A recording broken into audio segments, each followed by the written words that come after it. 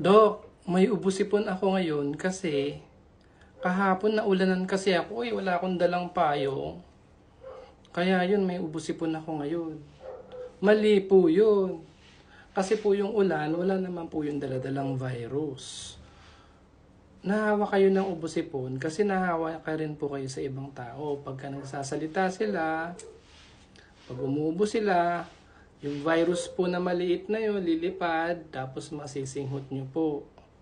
Tapos may incubation period pa yun. Halimbawa, nasinghot nyo yung virus ng Lunes, sa Biyernes pa kayo magkakaubo-sipon. Kaya, tapos nagkataon na ulanan ka lang kasi.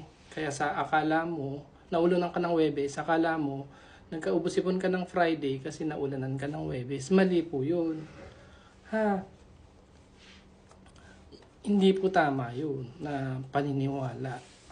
Kasi, hindi ka rin pwedeng mahawa sa dingding, sa kisame, sa electric fan, o dahil malamig yung aircon nyo. Usually po yan infectious, communicable, galing din po yung ubo-sipon sa tao nang nakakasalumuhan natin. Kasi yung virus lilipad po yun kahit malayo tapos masisingat nyo.